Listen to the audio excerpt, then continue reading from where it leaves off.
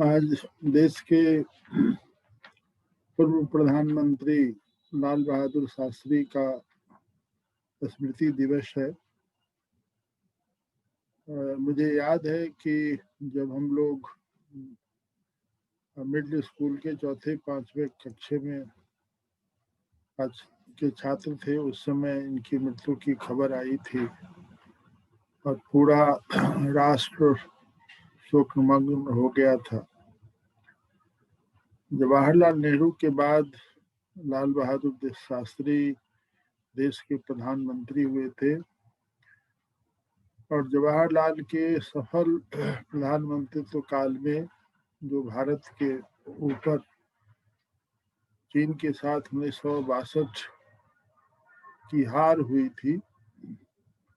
जिसके कारण पूरा देश तिलमिला उठा था और एक तरह से देश का स्वाभिमान पर धक्का लगी थी। लेकिन जवाहरलाल नेहरू की मृत्यु के बाद जब लाल बहादुर शास्त्री देश के प्रधानमंत्री हुए तो उनके अल्प अवधि में पाकिस्तान के साथ भारत का युद्ध हुआ और 1965 में,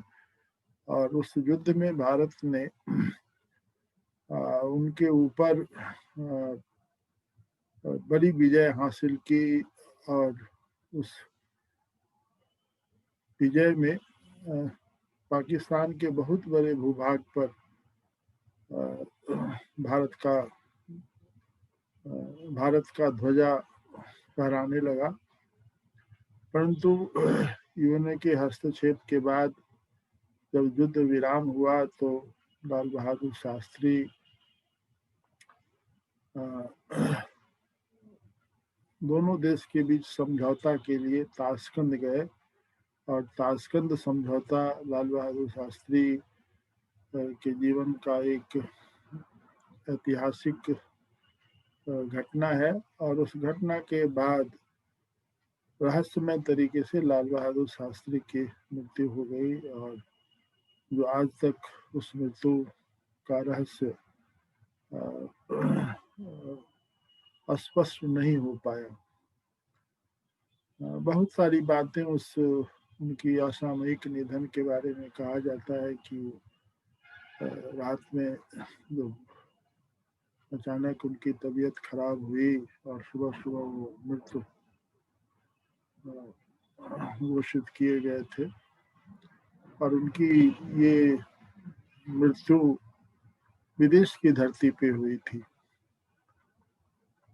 पूरा देश मर्माहत हुआ था। लाल बहादुर शास्त्री को गुदरी का लाल कहा जाता है। सचमुच उन्होंने जिस अभाव की स्थिति में भारत की राजनीतिक व्यवस्था में, प्रजातंत्र व्यवस्था में जिस ऊंचाई पर पहुंचे थे, वह भारतीय राजनीति में ही संभव था और उस समय की राजनीति में संभव था, क्योंकि उस समय आज की तरह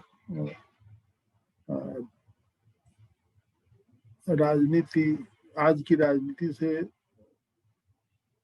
उस समय की राजनीति दूसरे तरह की थी और कांग्रेस उस समय तक लोकप्रिय समूचे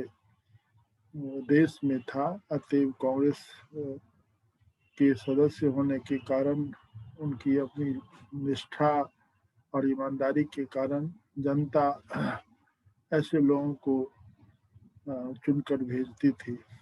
लाल बहादुर शास्त्री का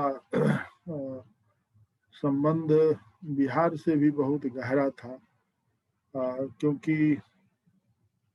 चंपारण सत्याग्रह के समय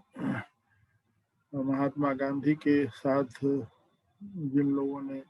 काम किया था, जिसमें राममोहन बाबू, राजेंद्र प्रसाद, ब्रजकिशोर सिंह, राजेंद्र प्रसाद, उनमें उनके बहनोई भी शामिल थे, जिनकी पत्नी का नाम सुंदरवती था और वो कदम कुआं में वो उनका घर था। और उस समय उनकी असामयिक निधन हो गया था और उस निधन के बाद अनुग्रह बाबू के संरक्षण में सुंदरवती देवी जो एक सामाजिक कार्यकर्ता थी और भारतीय स्वतंत्रता संग्राम की सेनानी भी थी, बिहार विधानसभा की सदस्य भी बनी और कई ऐसे पदों पर रही, इसलिए उनका संबंध बिहार से बहुत गहरा था। और स्वयं जब बनारस में सत्येंद्र राव पढ़ते थे तो लाल बहादुर शास्त्री की देखरेख में अभिभावकत्व में उनकी पढ़ाई होती थी। लाल बहादुर शास्त्री ऐसे ईमानदार प्रधानमंत्री इस देश के हुए जिनका जनता से बहुत गहरा संबंध था और छात्र जीवन से ही उन्होंने अभाव को देखा था। और जब ये छात्र थे तो गंगा की धार पर को तैरकर वो स्कूल पढ़ने जाते थे, फिर वहाँ से लौटते थे तो फिर वो गंगा की धार को ही तैर करके वो बनारस आते थे। तो एक कठिन जीवन से वो उन्होंने राजनीति की सफर की थी और देश के वो पहले राजनेता थे जिन्होंने देश में एक नारा दिया था, जय जवान जय किसान। तो देश की सीमा पर लड़ने वाले सैनिकों के प्रति जो उनका सम्मान था उसी तरह का सम्मान किसानों के प्रति था। और किसानों का के प्रति वो सम्मान इस बात के लिए भी बहुत महत्वपूर्ण है क्योंकि उस समय भारत में अकाल और भूखमरी जैसी समस्या बहुत जोरों पर थी और अमेरिकी साम्राज्यवाद से लड़ने के लिए किसानों के अंदर एक ग्रीन रिवॉल्यूशन पैदा करना और भारत के स्वाभिमान को न झुकने देना एक बहुत बड़ी चुनौती थी जिसको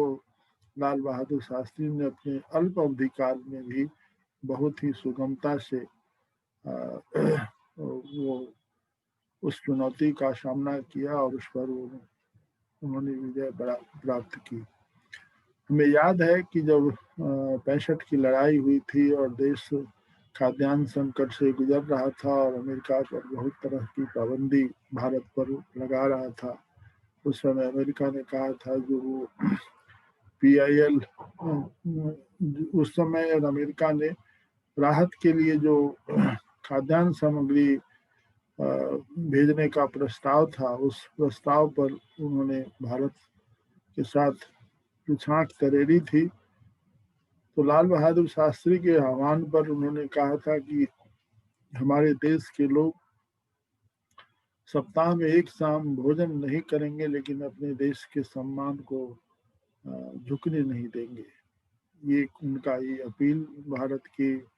लोगों पर इतना गहरा असर डाला था कि शाम के बाद शनिवार के दिन पूरे लोग शहर से लेकर देहात तक इस आह्वान को पूरा करने में लगे थे। और उस समय देश की जनता ने राष्ट्रवाद का जो परिचय दिया था वो उसकी एक मिसाल है। इसी तरह राजनीति में जो उन्होंने एक मापदंड स्थापित किया कि जब वो रेल मंत्री थे और उस समय रेल दुर्घटना हुई थी, तो भारत के इतिहास में पहले रेल मंत्री थे जो रेल की दुर्घटना के होने के बाद उन्होंने इस्तीफा दे दिया था बाद में। और वो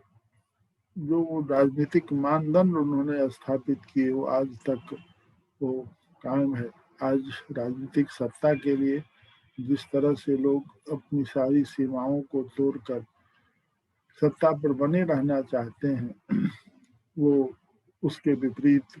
लाल बहादुर शास्त्री का यह आचरण आज भी राजनीति में काम करने वाले लोगों के लिए एक बहुत बड़ी सीमा है। इस सीमा को तोड़ना एक चुनौती है उन लोगों के लिए। दूसरी बात, जो लाल बहादुर शास्त्री जिन्होंने ताशकंद के समझौता पर दस्तखत करने के बाद जिनकी मृत्यु हो गई, लेकिन उनका ये कहना था कि हम भारत में जो पाकिस्तान की जमीन जीती है उसको वो नहीं वापस करेंगे, लेकिन ताशकंद समझौता में ऐसा नहीं हो पाया। तो कुछ लोगों का कहना ये भी है कि शायद उससे उनके ऊपर एक हृदय आघात उनका हुआ था, जिसके कारण वो झेल नहीं सके। उनकी जीवन में इतनी सादगी थी कि प्रधानमंत्री होने के बावजूद भी उनके पास 2 जोड़े धोती और 2 कुर्ते से अधिक उनके वस्त्र नहीं होते थे, और एक कुर्ता शायद उनका फटा हुआ था। तो फिर किसी ने सलाह दी कि सबसे पहले आप अपने कुर्ता सिलवाइए, उसके बाद तो फिर वो उस नया कुर्ता को उनको सिलवाया गया, और उस पर वो तो उनका जीवन, व्यक्तिगत जीवन संयमित था, और अपने वेतन के बहुत सारे पैसे वो देश के लिए दान करते थे। उनके साथ उनकी पत्नी ललिता शास्त्री का जीवन भी उसी तरह से बीता था। तो भारतीय राजनीति में ईमानदारी, सादगी और कर्तव्य परायणता का जो मिसाल लाल बहादुर शास्त्री ने कायम किया था, वह आज भी भारतीय राजनीति का एक सुनहरा अध्याय है। और राजनीति जिस स्तर पर आज गिरी है, उस वैसी स्थिति में लाल बहादुर जैसे शास्त्री जैसे राजनेताओं को याद कर हम अपनी विरासत के प्रति सम्मान का भाव प्रकट होता है। इसलिए हम लाल बहादुर शास्त्री के इस स्मृति दिवस के अवसर पर अपनी श्रद्धांजलि करते हैं, और उम्मीद करते हैं कि इस भारत की धरा भूमि पर ऐसे सादगी, ईमानदारी के प्रतीक राजनेताओं का प्रादुर्भाव होगा, जिससे भारत अपनी राष्ट्रीय अखंडता, उसका स्वाभिमान, स्वतंत्रता, सामाजिक समरसता और समानता को लागू कर पाएगा। आज ऐसे महापुरुष को मैं अपनी श्रद्धांजलि अर्पित करता हूँ।